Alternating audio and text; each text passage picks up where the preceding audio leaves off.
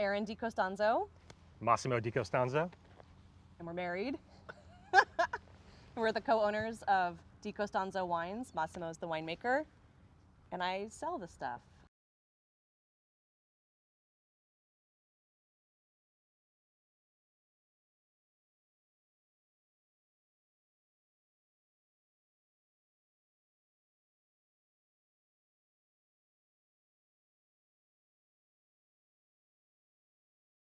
How did we meet, Massimo?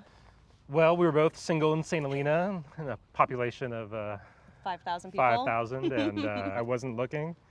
And that's when it happened. That's when it happened. It was 2009. Yep.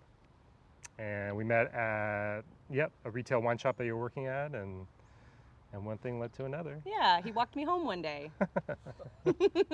And now I knew, we're married. and I knew it was love. Yeah. Yeah, I knew right away. And then we took a trip shortly afterwards, and we could survive on a plane together. We could travel well together. That was a big test. Kind of sealed the deal. A truffle trip to Italy. Yeah. That wasn't too bad.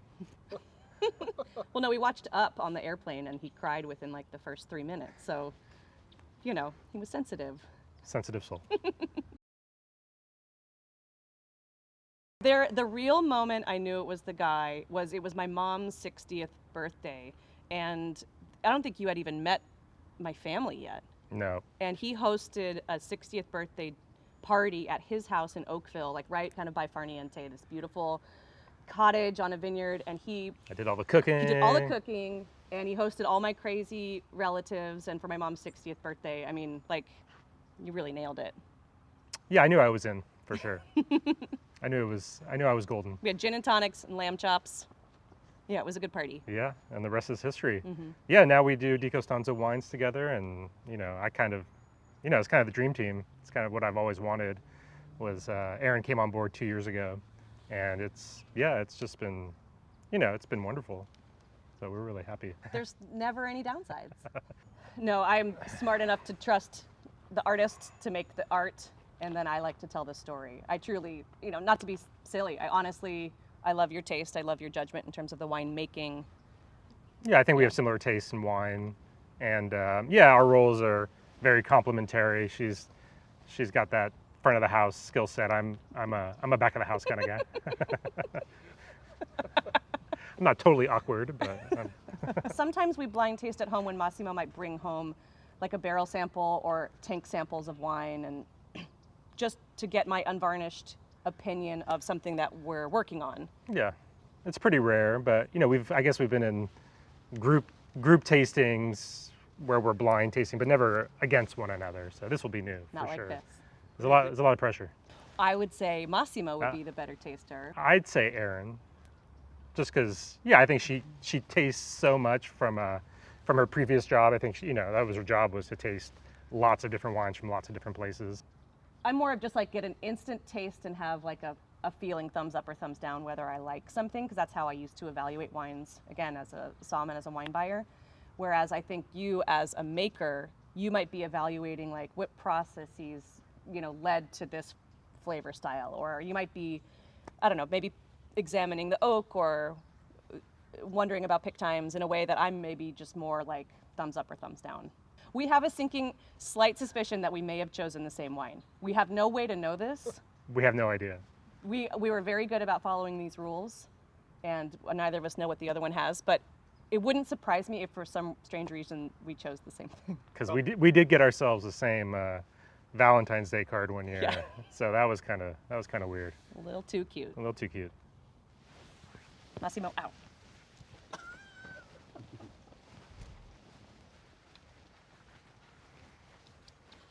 Okay. Wow, you ready for this? Oh yeah, I'm ready. Okay. Showtime. Who wants to pour first? I'll pour first. Thank you. Here we go. All right.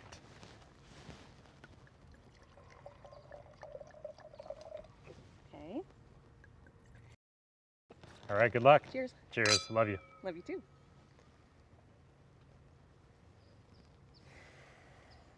It's red. Nailed it.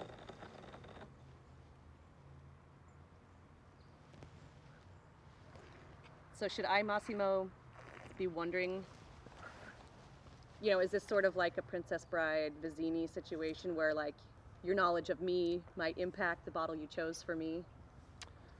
Possibly. Actually, I think it's more for me. Okay. I think it's a producer that I really look up to, Mm-hmm. and it's an iconic producer for sure. So I'll help a little bit there.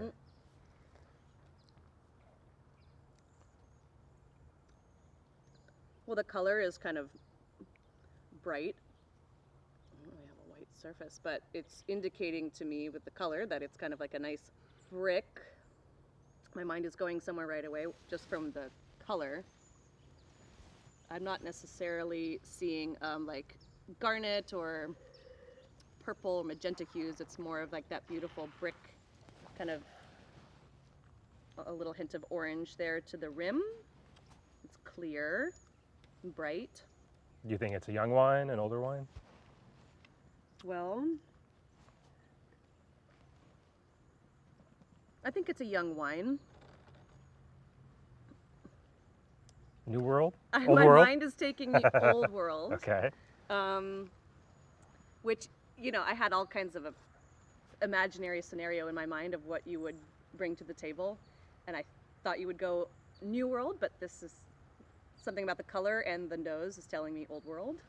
But again, the power of suggestion. I could go down a rabbit hole here, and I like where you're headed. the tannin is pretty firm, and there's a nice sort of well, there is some beautiful fruit, like a plum skin quality that's really pretty.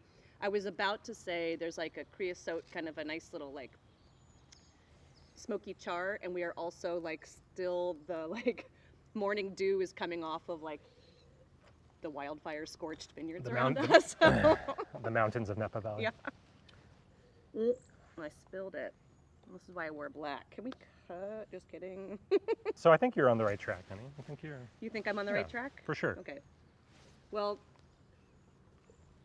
it's a wine I would love to drink with you at the dinner table. Mm-hmm. And my mind goes to Italy.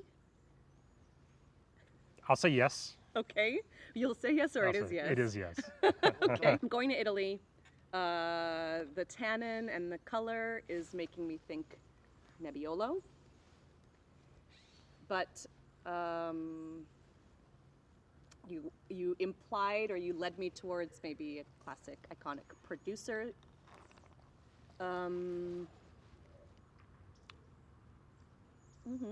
Yeah, I'll say it's a inspirational producer for me. Okay. Yeah, I don't know if that gives away too much.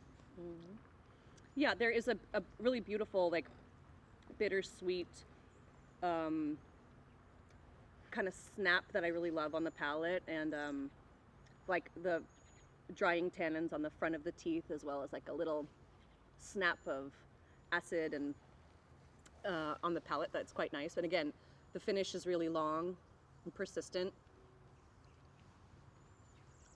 There's like a very kind of like cleansing, succulent quality to the acid that keeps it snappy. But again, a really beautiful cherry fruit and that plum fruit. I think this is a lovely wine. Any guesses?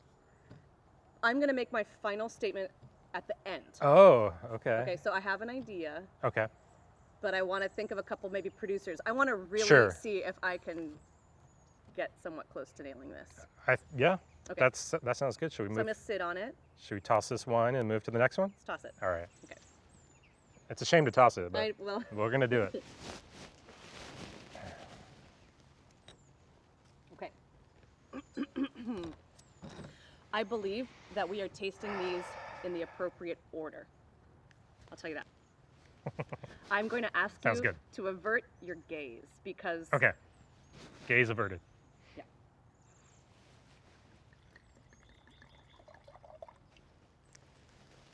Keep Okay. averting. Okay. Averting concluded. Okay. Well, this definitely has a little bit more color than the previous one. Oh boy, definitely has a little more. It's not a young wine. It has some age to it. Oh, I'm really drawn to it. It's a beautiful wine. Yeah, it has a little bit of the forest floor, a little dankness right now, but in a oh so good way. Do you like dank? Is that... No comment. It seems right away like you get pleasure out of this glass, maybe? I do get pleasure for sure. Super silky. Great acidity. The tannins are still not fully resolved, but it's quite a smooth, enjoyable wine. Yeah, I would definitely want to drink this. I'm thinking it could be, I mean, my gut says Old World. But there is still part of me that thinks it could be New World with, just, a classic producer with some nice age to it. I kind of want to say New World because of the sweetness of tannin there. So that's kind of something that I kind of want to say Bordeaux, but it's Bordeaux-like, but maybe not Bordeaux. Are you picking up any, what oak program or lack of oak or is coming out at you? Yeah, I think there is some oak tannin there. Not I mean, it's well integrated, whatever it is. But yeah, I think this is a wine, what are we, 2020 now? Yeah. 2021? Yeah. So yeah, maybe it's I don't know, maybe like a late 90s, maybe a late 90s wine.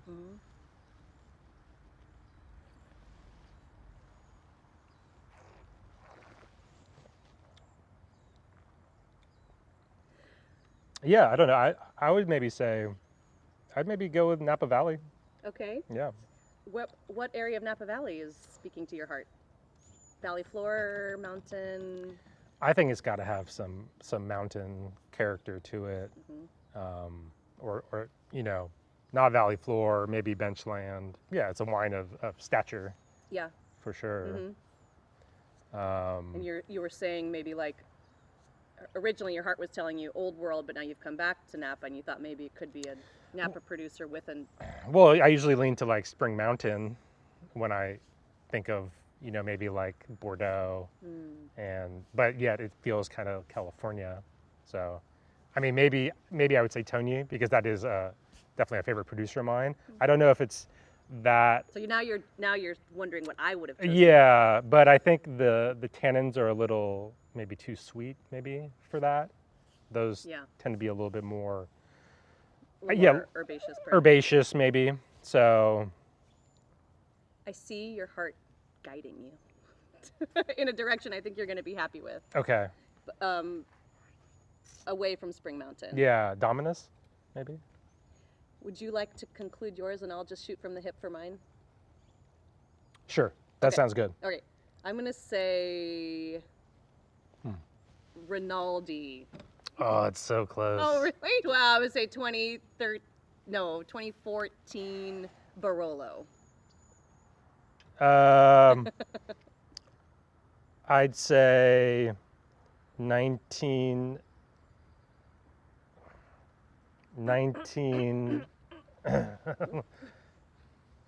2003